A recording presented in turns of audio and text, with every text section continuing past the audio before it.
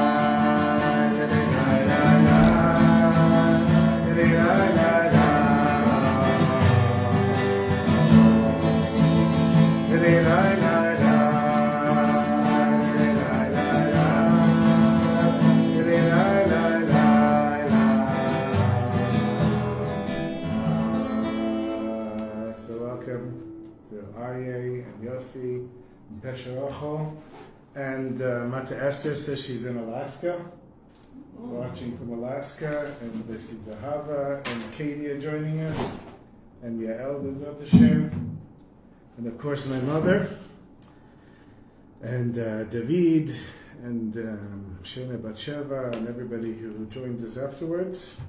So we're continuing in Likutey Moharan.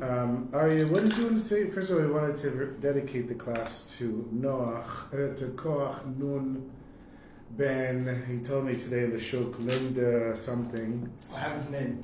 Okay. The Fuash Neymar. Somebody who was coming to the class and he hurt himself and he's in a wheelchair.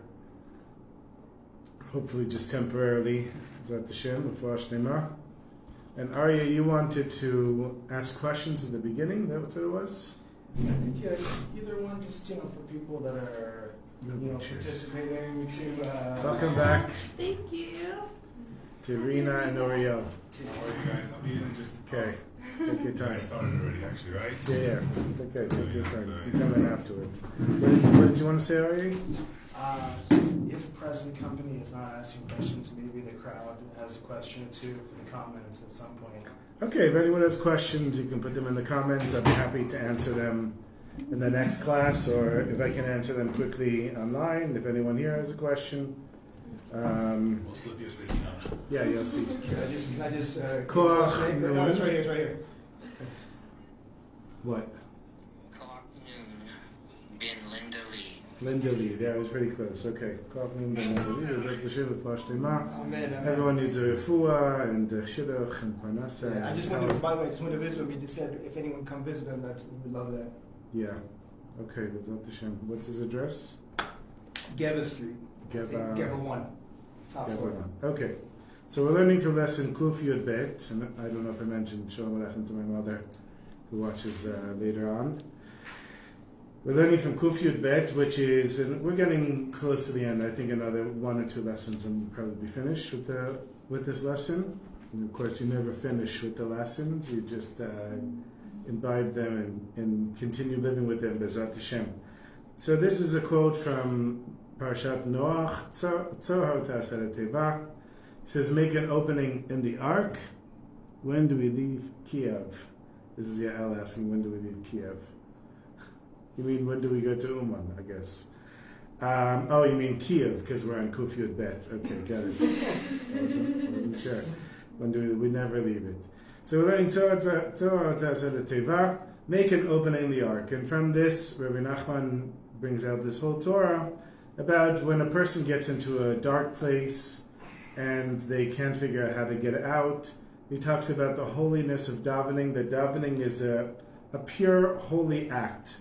Because, of course, when you're davening, if you're truly davening, you're reading the words, you're speaking the words, you're just connecting with Hashem. It's the finite connecting with the infinite, which is with Hashem. and that is pure holiness. So where does tuma, where does impurity get its power from? It gets it from holiness, because etzeh lumat zeh asa, one juxtaposed to the other. We have opposite spiritual powers in the world, and that's why when a person, so the holier a person gets, the more opposition there's going to be. And when it comes to tzaddikim, so every tzaddik has opposers. Rebbe Nachman, there's a lot of opposers to Breslov Chassidus, Chabad Chassidus. Every tzaddik has its opposer. Rebbe Nachman actually has a whole lesson on that, where he says in order for the tzaddik to bring down shefa, abundance into the world, there have to be clouds that are covering the sky. Because the clouds, there's thick clouds before there's rain.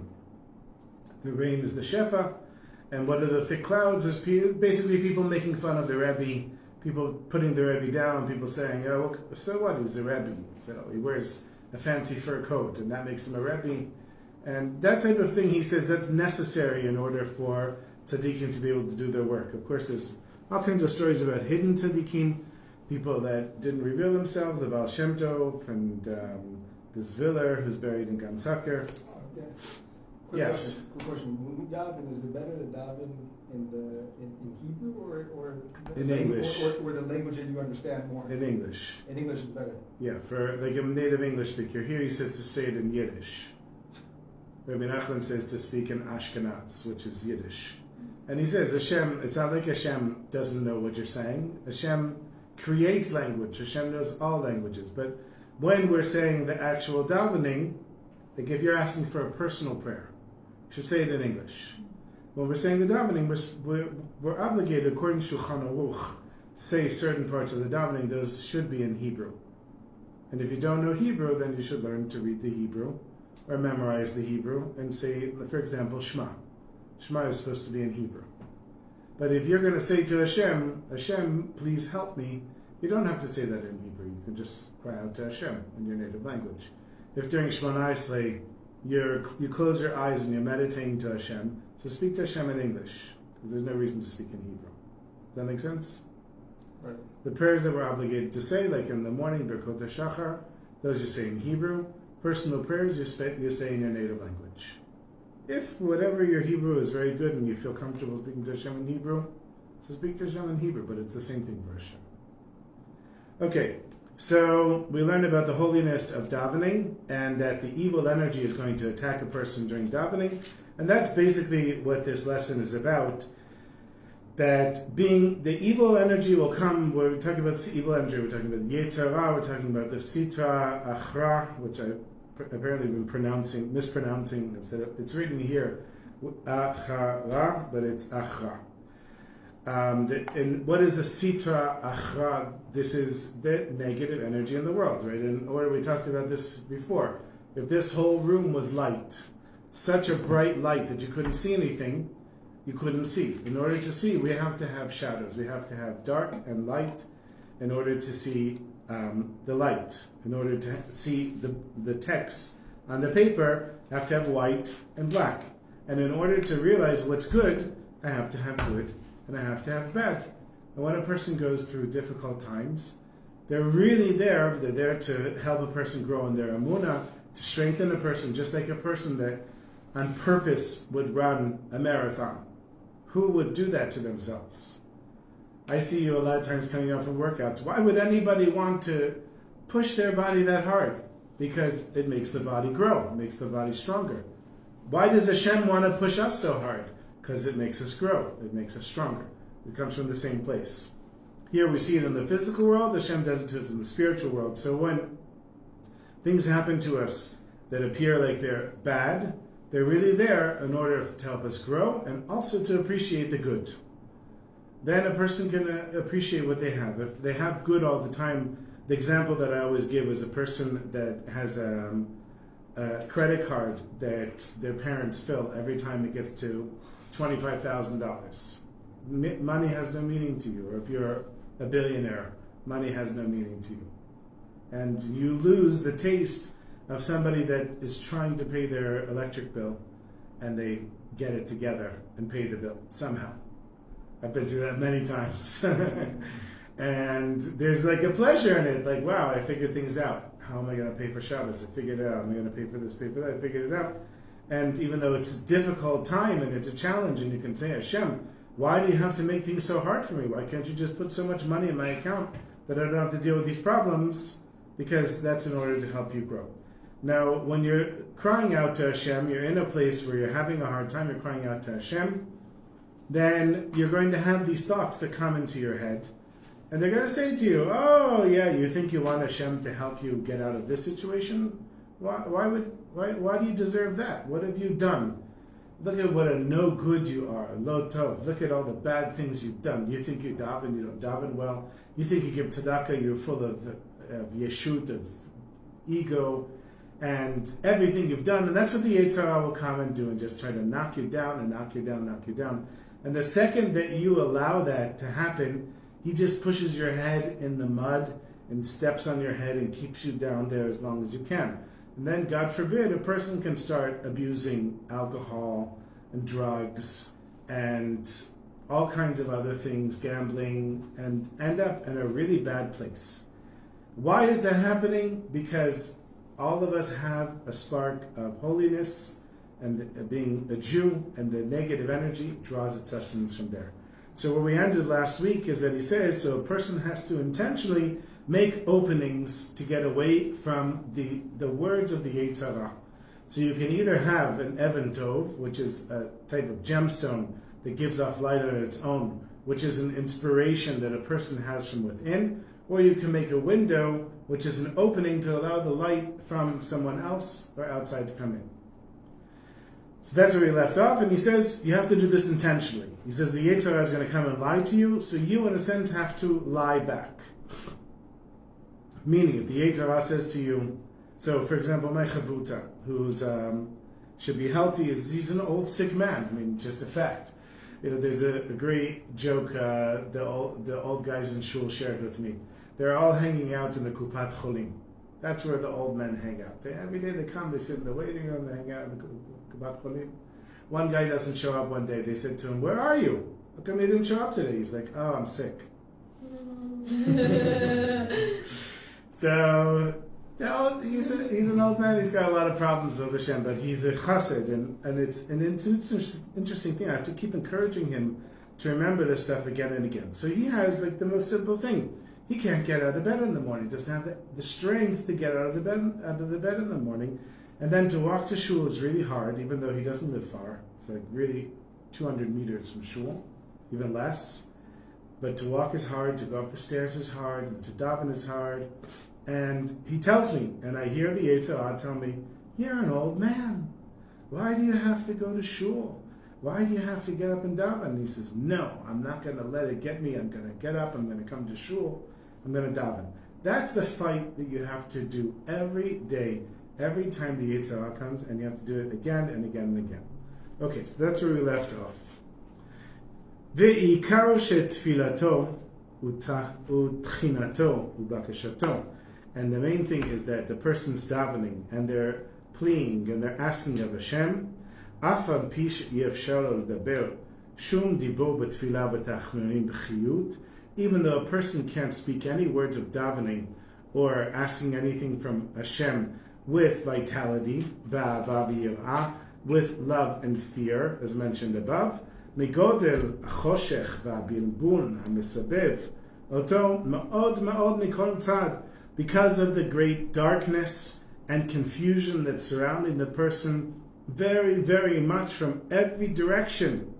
Afal pichen an kol panim yir'eh ledaber hadibur be'emet. Nonetheless, just try to get out one true word to Hashem, ba'ofen shemekasher et machshavato el hadibur, in a way that it connects the person's thoughts to their speech. Hainu shemechaven perush hamilot. That is, that you should pay attention to the words that you're reading. So if a person is tired and they say, Baruch atah Hashem, hanoten leyayef koach, that bless you Hashem, it gives a tired person strength. You're saying the words, now pay attention to the words. Say, hanoten leyayef koach, Hashem, give me strength. So you can just say that As you're walking, Sheli Al Navi coming and joining us. As you're walking, you can say, Hashem, give me strength. Hashem, please give me strength. That's the prayer. So you're saying the words and pay attention to the words. On whatever low level the person is on. For example, Yomar, a person should say, Hashem Hoshia Be'emet. Hashem, please save me. Really, but say the words truly. Hashem, save me. So you're in a place where you're feeling really down. Say, Hashem, save me. Even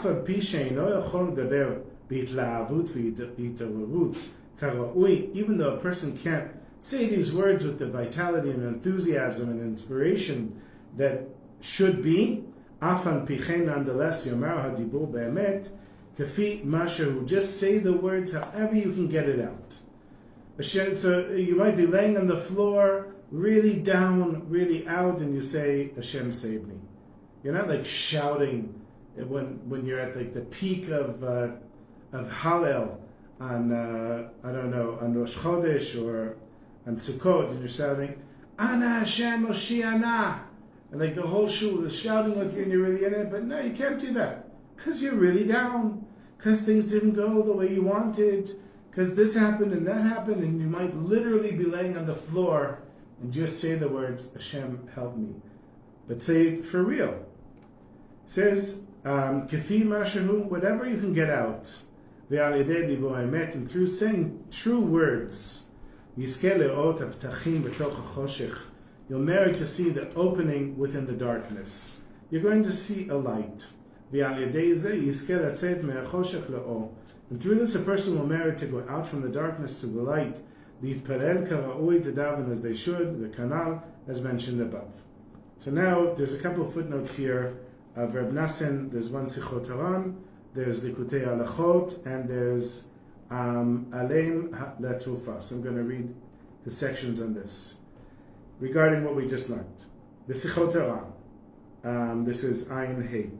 Yechiv Rabbeinu Avezal. So Rebbe Nachman expanded on this. ואפילו אם לפעמים הוא מייגע עצמו ואינו יכול להתפלל כלל. Even if a person makes an effort and still they're not able to daven at all. אף על פי כן, nonetheless, אל ייפול בדעתו מזה כלל. Don't, now you see the words here, don't allow your da'at to fall at all. Meaning, don't despair, don't give up. But da'at, we have chokhmah bina and da'at. And da'at is always so hard to explain. We've spent so many lessons talking about da'at. And also Shabbos morning at my Anod, Rabbi Gestetner was teaching a lesson and he mentioned da'at. So I said, explain it, and he couldn't explain it. We spent 45 minutes, couldn't explain it. It's really hard to explain. Reb Shalom, who was my teacher of lesson memory, a 6 yard site is coming up next week. So he used to say there's computer, there's hardware, there's software, and then there's the operating system. So the operating system is da'at. That's how we define da'at. Another way of defining da'at is the doctor that smokes has no da'at. So the doctor understands what smoking does to the body better than I would, for example. And still, if the doctor smokes, so the doctor doesn't have da'at. So we have chokhmah. Chokhmah are facts.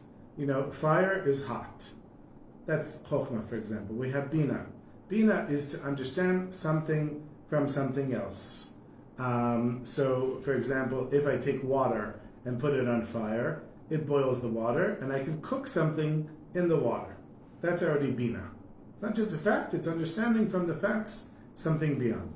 Da'at is knowing that the fire, which I can make from a match or a spark or a lighter or something, the fire comes from Hashem. The water comes from Hashem.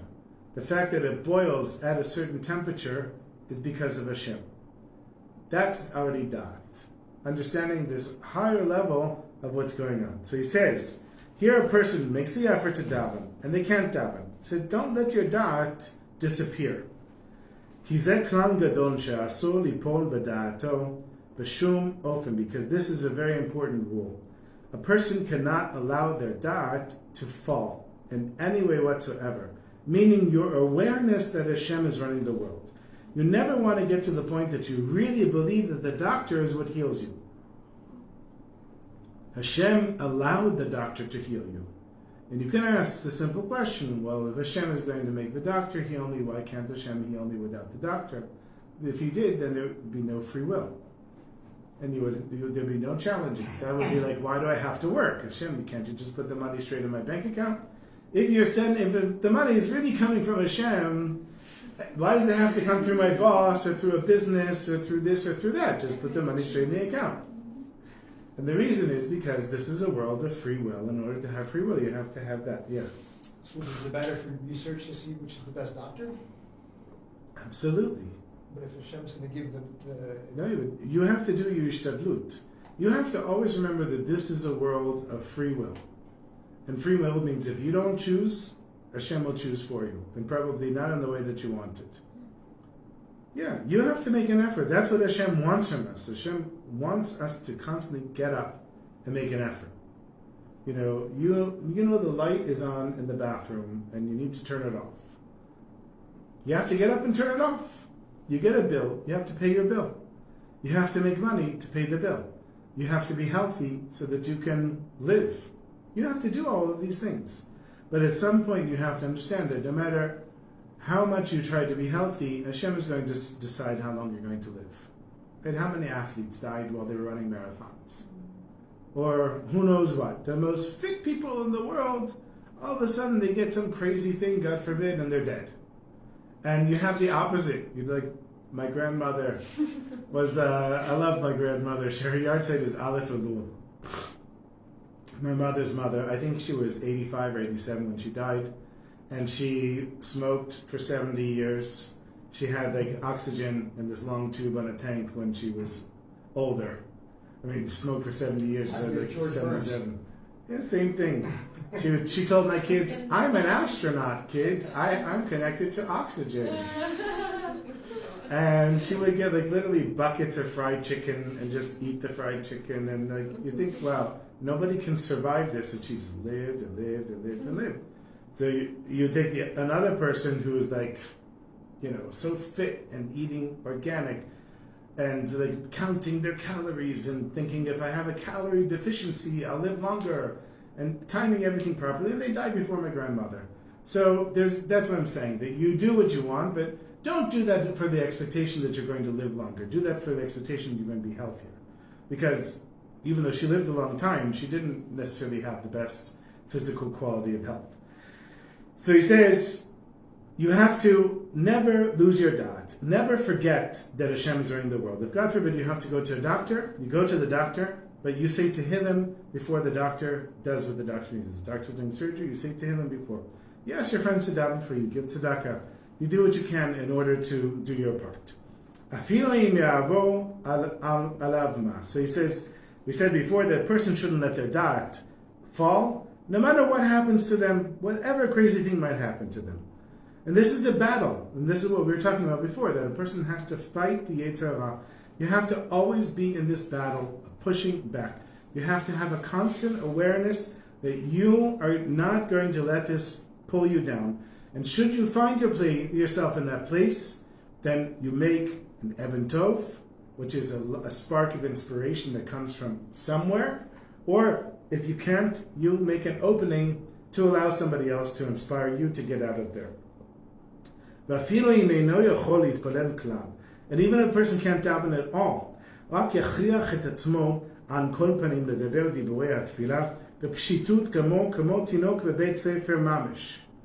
a person can't daven, so force themselves to speak whatever words in the most simple, absolute simple way, like a child in school, literally. Like a baby.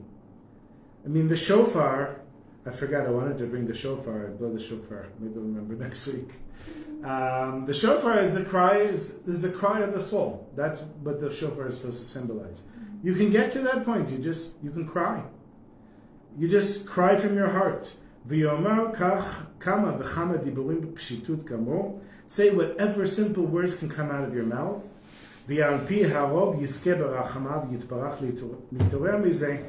And according to most situations, the person will arouse Hashem's compassion and be inspired and be pulled out of this until the person starts to get really excited and inspired.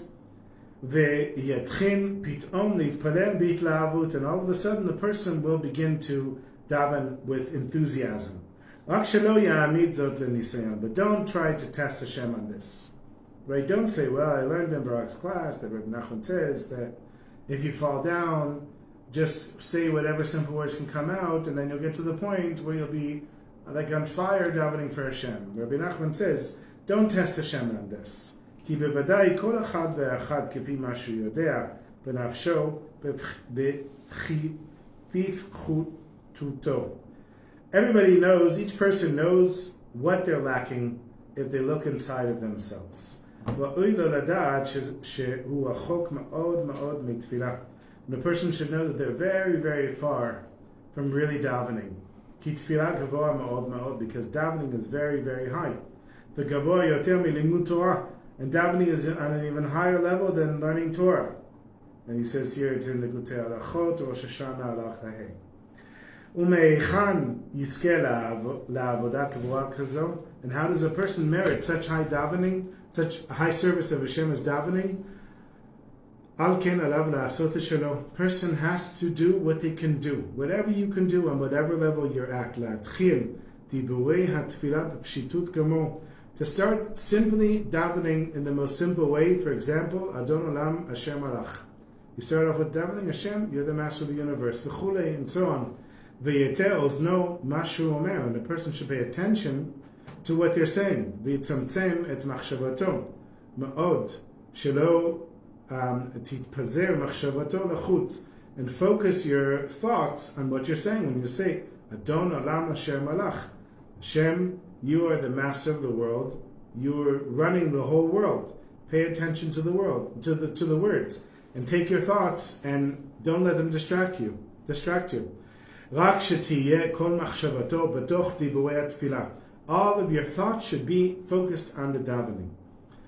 Just take a break for a second. So I've been wanting to do meditation in davening. There's a book by Rabbi Ari Kaplan called Jewish Meditation. And so I decided finally to open the book. Of course, my wife read the book and underlined every single line in the book and folded every page. If you ever come to my house, you see my wife should have been a professor. She ended up being a mother, and it took up all of her time, so she had to leave university. But she's an academic and just like destroys books, every book. And if I don't read it, then it's fine. But if I do, I'm like, oh my God. And there's summaries and all the margins and everything. So he talks about Aleph. He says, try to focus on the letter Aleph. And he said, you'll close your eyes, and for the first few times, you won't see an Aleph. He said, even take a picture of an Aleph, look at it, close your eyes and try to picture it, and keep trying to do this till you see an Aleph. He said, you can picture an Aleph with fire surrounding it, like creating itself. And so I've been trying to do this and meditate in davening, like in Shemona Esrei. And recently I started beginning to see a tiny little Aleph. So the way that you do it is you have to really be able to focus your thoughts and not let them go. Not let them go all over the place. And that's really what he's saying here. How do you not lose your da'at, even though this might happen to you and that might happen to you? You always remember that Hashem is running the world. And you always come back and say to Hashem, Hashem, it's really hard for me. Hashem, I need you to help me. Please, Hashem, help me. This is exactly what he's saying here. V'yitparen kach keseder b'pshitut gamor. So just daven, the davening, in the simple order as it is. Afilu bli itorut v'chiyut v'yitlahavut. Even without inspiration or excitement or enthusiasm. Yelech kach b'tfilato kama v'chama milot v'kama dapim. So say some words in davening, even a few pages of davening. Ad shebetoch kach ya'azro Hashem, till after a little bit of time Hashem will help the person, berachamav, with his compassion, li'torerut v'chulei kanam, to be inspired as mentioned above. Ve'im lifamim eno zocher b'chol atfilah li'torerut, and even if sometimes a person finishes the whole davening from Modeh Ani to Aleinu without any inspiration or enthusiasm at all, ma la'asot, what are you going to do? If a person merits, Yuchal Daber Achal Kach is a kapitel Tehillim. You can say a verse of Tehillim, or bakasha utchina acheret b'chavana, or just say to Hashem some prayer with intention. So that was from Sichot Aran. Sichot Aran are the conversations that Rebbe Nachman had with Rebbe Nachman, and he wrote them down afterwards, after Rebbe Nachman passed away. Now he writes in Likutey Halachot. So Likutey Halachot is Rebbe Nachman said to Rebbe Nachman, you've learned all these Torahs, you know everything in Likutey Moharan, all the stories, we've been together for many years. Now you write your own Torahs. And so Rebbe Nachman took the Shulchan Aruch, and he started going and writing Rebbe Nachman's interpretations or like lessons based on the Shulchan Aruch. So that's the Likutey Halachot. A quick question. Yeah, please, go ahead. First of all, when it's referring to prayers, what is it? It's talking about daily prayers that you have Yes. to God, or is it talking about like Shafik Mincha Nahuvit? Both. So, for example, like right now I'm praying in shul and I'm having these like, that kind of connects to my next question, which is he's saying try to focus on the simple prayers, right? But today with all the world that we're living in that has so much stimulation, it's very difficult to hold on a thought. Yeah. It's extremely, at least for me. Yeah. And like I could have it, like hold it for like 7 seconds, and it's done from there. Right. So this kind of like helped me, but I'm saying like if I'm sitting in right now with my tefillin on and I'm trying to pray, so I can't pray the regular prayer because my head is all over the place. So you're saying let's break it down to more simple prayer, much like a child, right? Yeah. Okay. You say one word. Just focus on that one word. So you'll see, for example, Adon. You just say Adon. What does that word mean, Adon? And just think about the word. You can even look at the letters. Aleph, Dalet, Vav, Nun. You can look at the vowels.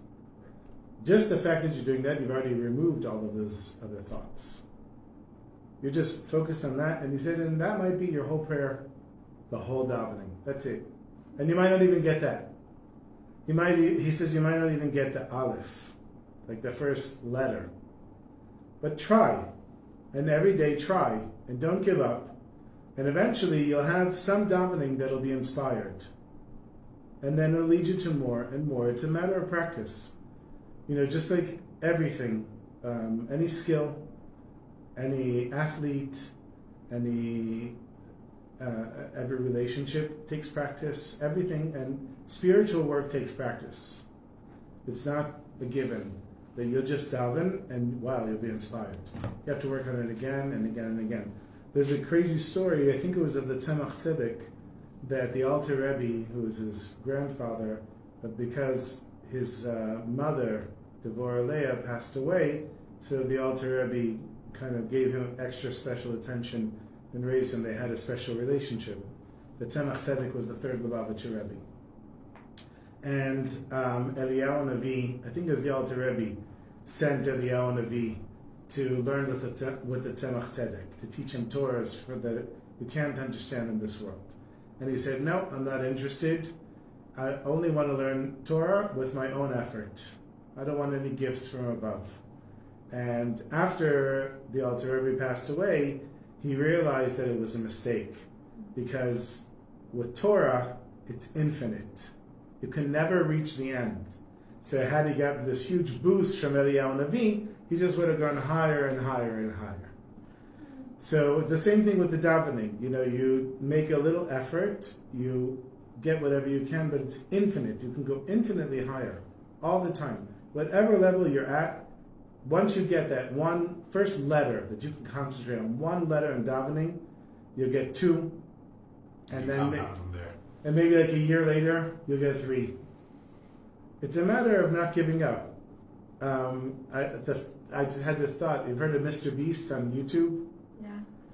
So he's like this phenomenon on YouTube, 100 million subscribers or more. Nobody else, I think, on YouTube has so many subscribers.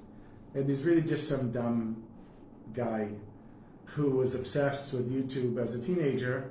And I'm starting a YouTube channel now about ceramics and cooking as like a business thing. So I've been researching and learning about these things, and they said, people ask, so how did this guy become such a success? And he did things like read the entire dictionary.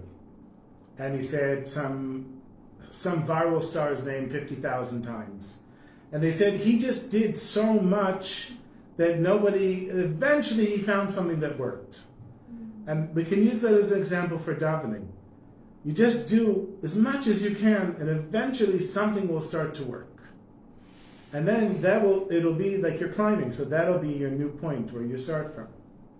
And every time you go from there higher and higher and higher, sometimes you fall down, but the main thing is not to give up. The main thing is keep trying and know that it's there. That's the amazing thing. I read an article recently about this guy who passed away in 1984. David Dean was his name. It's somebody who I know on Facebook who's a professor of Jewish studies.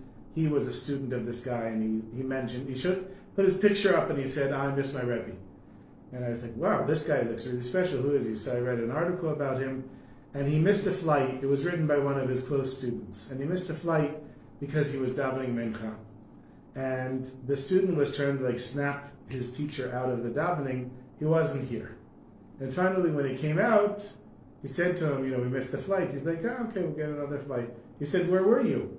He said, I was separating the division between me and Hashem. He said, how do you do that? He said, for me, it's like turning a switch on and off. He said, well, how do you do it? He said, you work on it. And eventually you get there. And he said, for me, I could just close my eyes and boom, I'm there. So when I read that, I understood it's there. So then I want to start meditating on separating the division between myself and Hashem. I haven't gotten very far. But the fact that you know that it's there, you know that you can go to very high places in davening. And he says, davening is gavoa ma'od ma'od. Tefillah is gavoa ma'od ma'od. It's even higher than learning Torah. Yeah, you want to ask something? Yes. What do you mean by separating the division between us and Hashem? So, separating and division seems like two different things, but then they kind of seem like they cancel each other out. So you heard of the rabbis that went into the Pardes? You know the story of the Pardes? Oh, and Rabbi Akiva, died, right? One went crazy, one died, and one became a heretic. Okay. This is Rabbi Akiva. So the Pardes, which means an orchard, was some high spiritual place. We were just learning about this morning. That's why I'm thinking about it in the Likutey Moharan. And Rabbi Akiva says when you get to this place in this Even Tahor, so it's called this pure stone, Shaish Tahor, that's what it is, in the middle of the garden, say Mayim Mayim. It's like this very mysterious thing. Now what does it mean, Mayim Mayim? It means what you see in the world to come, which is where they were, what you see in this world are the same. They look different, but they're the same. That's removing the division between us and Hashem, to be on the level that Rabbi Akiva was, that you can say the water that you see in heaven and the water that you see on earth are the same. One rabbi died because he came back into this world and his soul wanted to be back in the supernal world, so his soul left his body. Another rabbi went crazy because he couldn't square the circle of this world. He just couldn't get it because he saw what the world really looked like and then was back in this world. And then Acher, Rabbi Elisha ben Abuya, became a heretic, like really a heretic. His closest student, I think, was Rabbi Yeshua. Was that his name? Do you remember? Rabbi Meir, thank you. So the famous story is he's walking on Shabbos, riding a camel on Shabbos. Right, and he gets to the Tchum Shel Shabbat, the limit where you're allowed to go, and he says to Rabbi Meir, you can't continue with me, and he continues. And that's really chutzpah. That's about as big a chutzpah as you get. And this guy was he's mentioned in the Talmud. He's one of the big rabbis in the Talmud. So Rabbi Akiva was on the level where he knew Mayim Mayim, that this world and the world to come are really the same world. That is a very high level to reach. And I don't know, I'm not aiming for anything like that. I just want to see whatever I can achieve in davening, how can I remove the separation between me and Hashem? So far I haven't gotten very far, but my point was to answer Uriel, that if you know that it's there, then you know that you can get there. And it gives you hope to not give up. You know, if a person, I never plan on winning the NASCAR race. It's just not something that I think I would ever want to do or could do. So that's not a possibility for me. but reaching the high place in davening is. So I want to work towards it. Okay, I wanted to finish the class at 8:45, but I want to finish reading this, so we'll go a little longer. Okay, כתב בליקוטי הלכות, וזה לשון. We'll just read this, and then the rest, we'll read this small section, that'll be it. Okay. Emet hu or Hashem yitbarach. The truth is Hashem's light. V'alidei zeh, you know what? We're going to stop here and we'll continue this next week. That's what we're going to do because I have a story. Yeah, I have a story. I just used to keep going. Okay. So the story is, I'll tell you a personal story before I tell you this story quickly. We were on a family vacation. We only have 2 kids left at home. We have 7 kids playing Torah, and I went to visit my grandkids last night, which was unbelievable. Yeah, in Tel Aviv. I have a daughter and son-in-law and a grandson in Tel Aviv, and then my daughter and son-in-law and granddaughter that live in Beit Shemesh. So my son-in-law is in the army. He serves in Tel Aviv, and he left the base and came to my daughter, and we were all together. It was really something special. But that was me without my wife and our other 2 kids. So the 2 kids, they just know how to beat each other up. Oh Hashem, they get angry, frustrated. This is boring. This is not fun.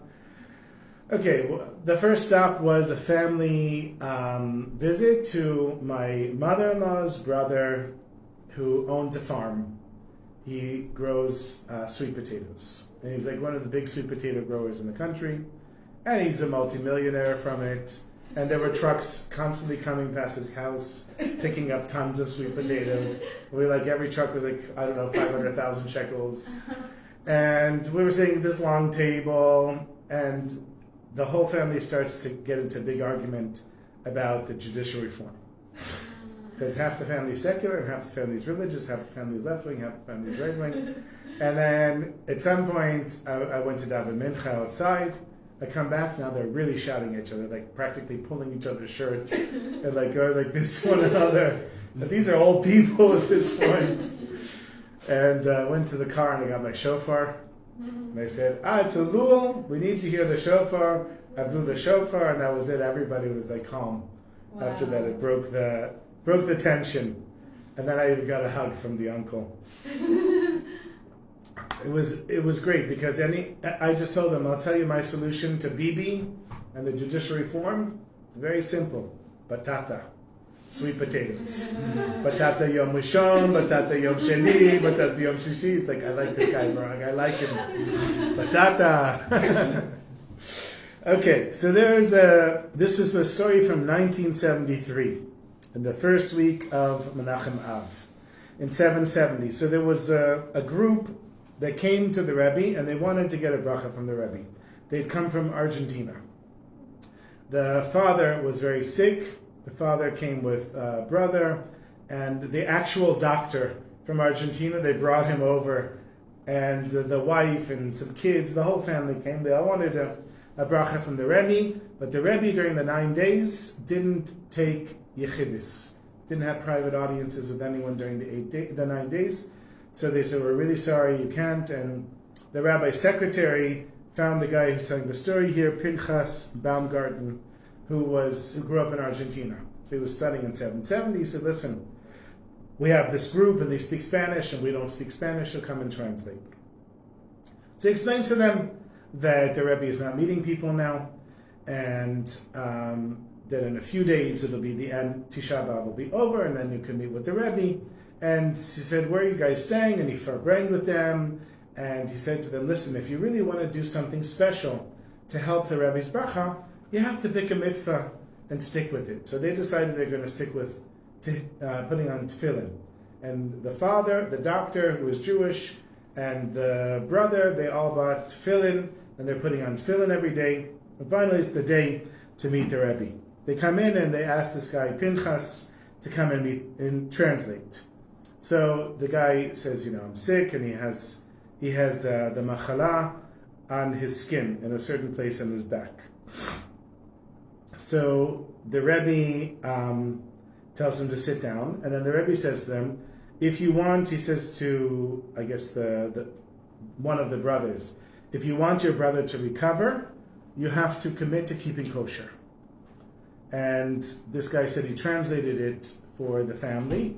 And the Rebbe looks at him, and I didn't know that the Rebbe spoke Spanish, but apparently the Rebbe said, "You mistranslated it. Say it again." And he said it again, and the guy was shocked that the Rebbe could fix his Spanish. So the guy said, "Okay, I promise to keep kosher." All of them promised to keep kosher. And so the Rebbe said, "Show me where the spot is." So he puts on his reading glasses, and they lift up his shirt, and the Rebbe looks at it, and he says, Pinye, which is Pinchas, tell him I see nothing. So he translates it, says the Rebbe says he sees nothing. And then the Rebbe gave them lots of brachas, and then the Rebbe said, let me look one more time. And so he lifts up his shirt, and he says, tell him I see nothing. He said, the Rebbe says he doesn't see anything.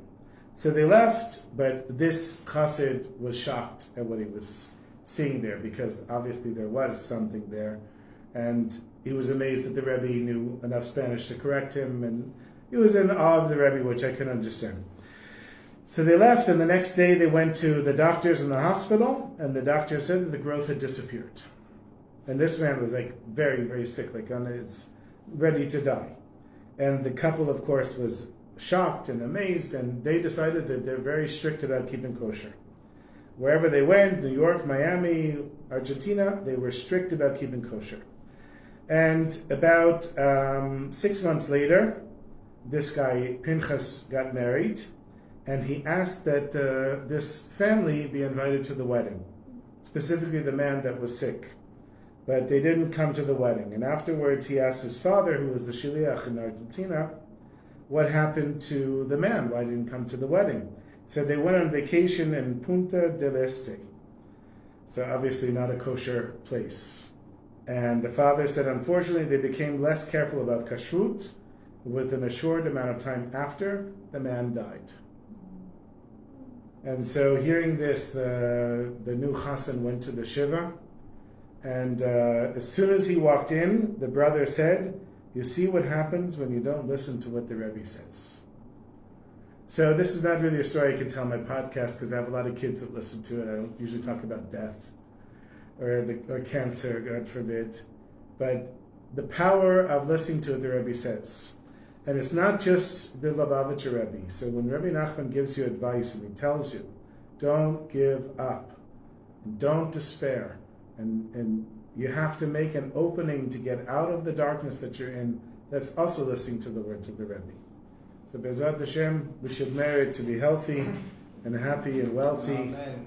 And to continue to grow in our Torah learning and Torah living. Be'ezrat Hashem. Amen. Okay, so let's continue next week.